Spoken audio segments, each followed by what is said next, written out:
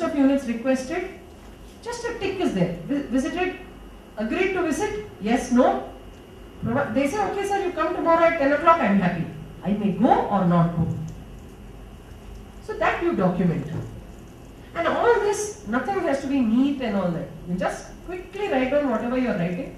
Finally, after you go back to your office, after finishing the bank audit, you can make a fair copy.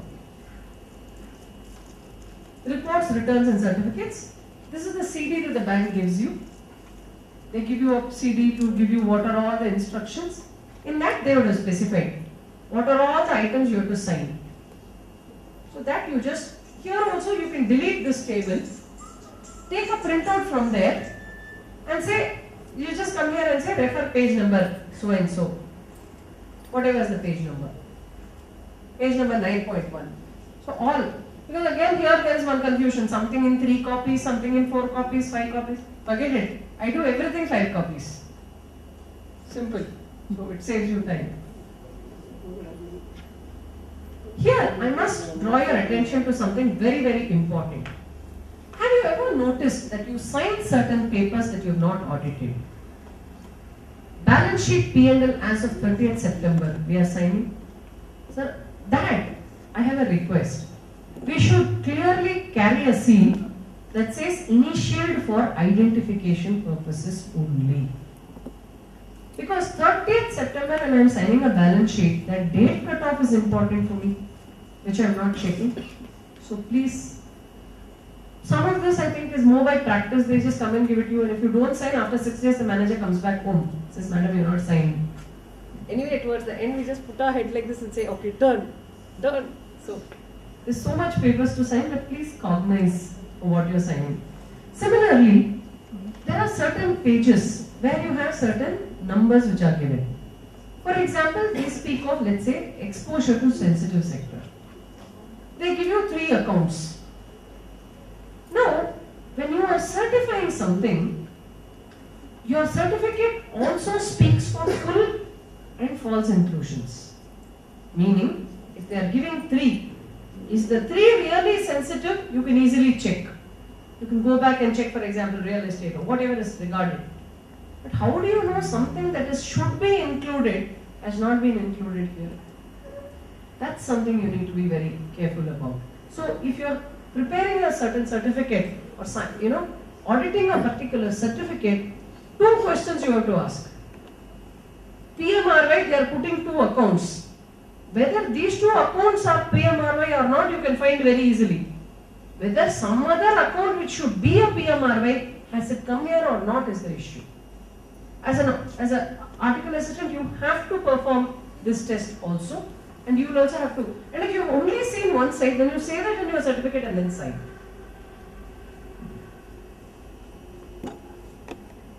So this is what we had said. These may be signed with a seal as initial for identification purposes. The next is auditing and other review standards. So there is a small problem here. Accounting standard is the responsibility of the client. But we spend a lot of time on accounting standards. Actually, auditing standards is our responsibility. Because there itself they say primary responsibility to ensure true and fairness of the management. Our role is only to certify and present an opinion whether it is true and fair. But auditing standards, I think these have to be, they are becoming very, very, very important because see, we essentially audit under generally accepted auditing principles, which gives you the benefit of sampling. In addition to sampling, today how do I say I have done good work? I can say I have done good work only when I follow my standard. A lot of these, all the standards I have put it down. All of this may not be important for the bank audit, but definitely articles you must go through audit documentation, SA 230 and SA 530 audit sampling, and sampling also I wouldn't place too much everything. SA 500 audit evidence. Go through these, you will be able to appreciate what you are doing much better. And these are all very small, you can read it very quickly. If you have already, you know it is there for IPCC. The next segment we go to is acceptance, engagement letter, letter of communication with the previous auditor. You have to do a registered post or a courier. At least registered post is what the institute norm says. Then representation letter, better to get a representation letter. You will have general representation and specific representations also. If something is wrong and you get a representation, it does not protect you. So if something should ideally be an NPA and it is a clear NPA, just getting a representation does not protect you. So please be careful on what you obtain a client representation.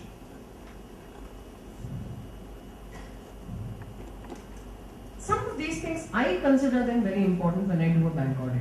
Because when you're coming out of the audit, I should be able to ask myself, tell myself, okay, this branch is here, it's 25 crores advances, top advance is housing loan, top 20 accounts account for 5 crores.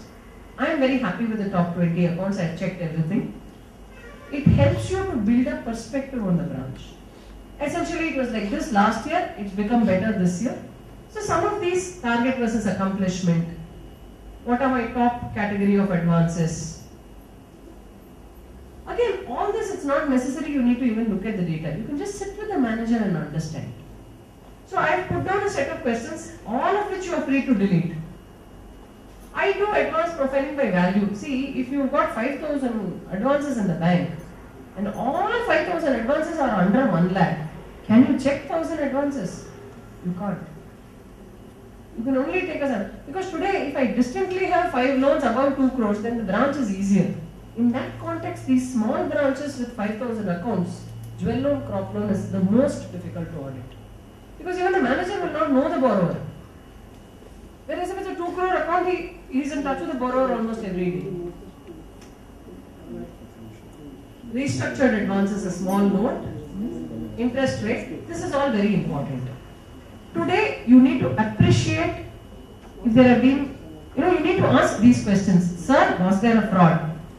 Today, if you say no, discuss with the manager on, 31/3/2015, okay? He explained that there are no frauds which have occurred during the year. And in your representation also you can get it, that no frauds have occurred. Sometimes you can actually, for example, you are going to State Bank of Hyderabad, Nellore, Maine. You type State Bank of Hyderabad, Nellore in Google. If there has been any recently reported issues, you may even get it. So then you can also use the public domain to do some kind of search, not only for bank levels, also for borrower. Somebody is taken a 5 crore loan. Our friend gives one Gmail ID. He doesn't even have a website. How is it possible? Unless, of course, he's a pakka, unorganized trader or deals in commodities, I can understand. Some of these may be very valuable pointers on your technical NPAs. And anyway, our friends and all must be very good on the internet, so they'll be quite happy to assist. This is a very, very important procedure. General ledger, sub-ledger reconciliation. This is something that I did not discuss in the context of CDS. How CDS works is, you process a transaction in a particular window. I update cash. From a customer, I will not pass any journal entry.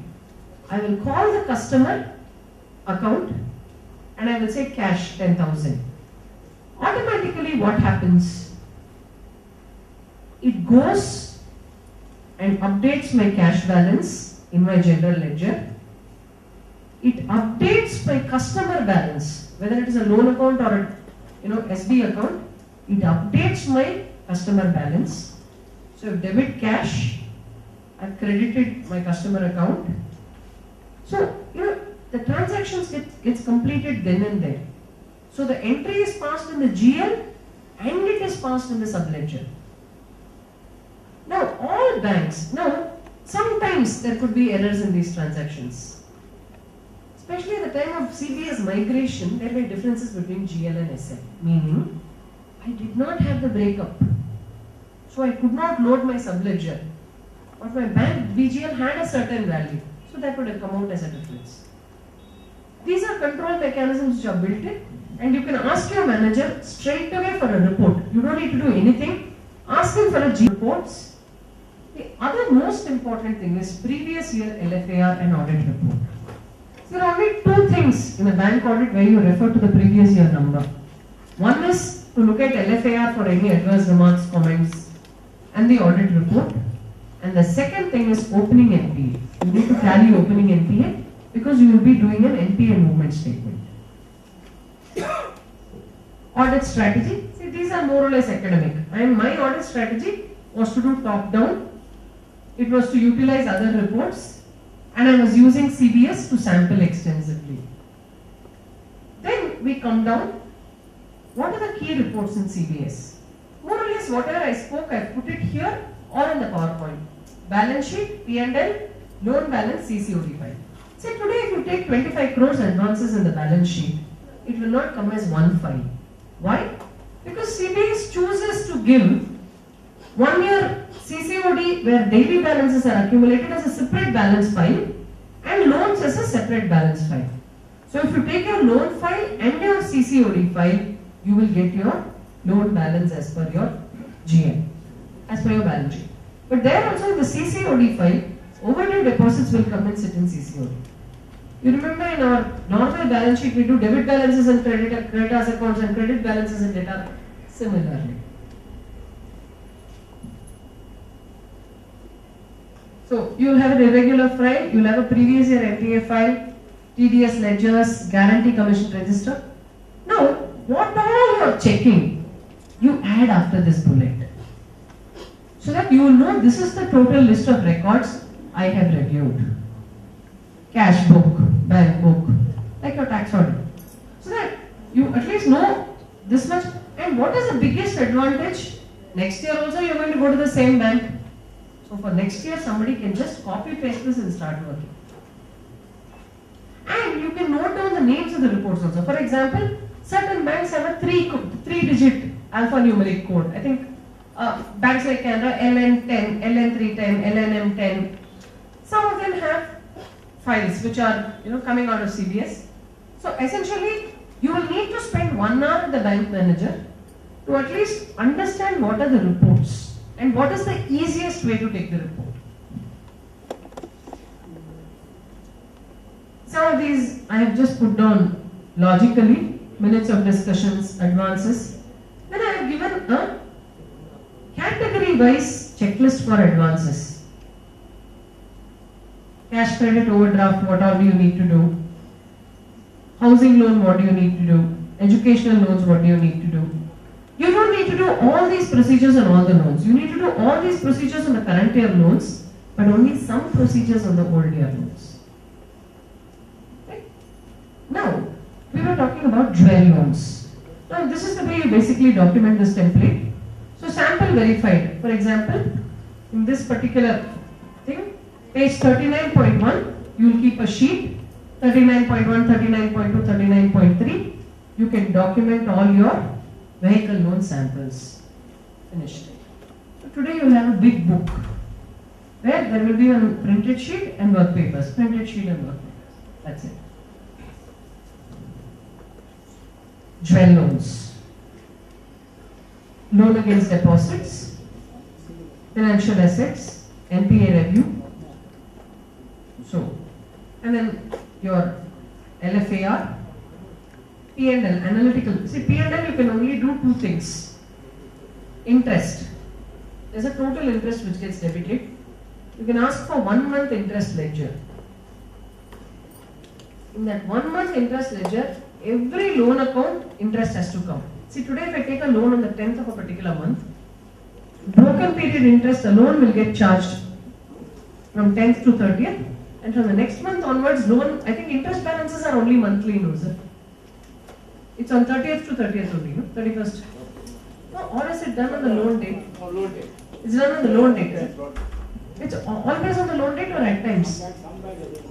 Okay, so you have a challenge. Some banks apparently do it on the loan date. So 10th only it will get debited. Some do it on the end of the month. So either which way, when I take a loan, I have to, in most cases, end up going bottom up. I take 1 month loan, see if 10 loans interest is there here. That means I know if I take 10 loans from my loan listing and check whether interest has been debited, then I know sample is correct. Similarly, I can take 10 cases where interest is debited and see if the loan is there. And only for these 25 cases that you are checking, you can check the rate as per the document so that the rate is correctly applied. Finished. That's all you need to do. Because the other thing is, please don't attempt to investigate. Some of these will be 90% okay. If at all there is an error, it will be only between document and system. Document will say 10, system will say 9. How will you avoid it? Whatever 300 samples I am taking, you ask your articles assistant only to do an interest rate check. These are overall procedures. So for 100 loans at random, you do only interest rate check. It will get over really quickly. For 100 loans, you say only limit check. For 100 loans, you see if the file is there. So you will just keep broadening your sample. So P&L, you do only analytical review procedures, and that too to satisfy your LFAR. So what all were your reference documents? Bank branch audit guidance document, authority levels, loan manual, stroke deposit manual, IRAC norms, RBI master circular, other RBI circulars, guidance note issued by ICAI, your essay, whatever is your reporting, however it was defined. So with this we conclude the second part or even the third part of our session. Now let's only take another 5 minutes to brainstorm on jewel loans, just so that I give you an idea. My bank has, I've taken the jewel loan listing, 405 packets. Let's do this with the articles. Okay, I have jewel loans for 2 crores, 505 packets. Okay, in each of my jewel loans, I have a date of loan. In, let's assume I have a Pakka Excel sheet, serial number 1 to 505. I have the loan account reference, I have the name, I have the date of loan, I have how many months loan, I have the amount of the loan. I have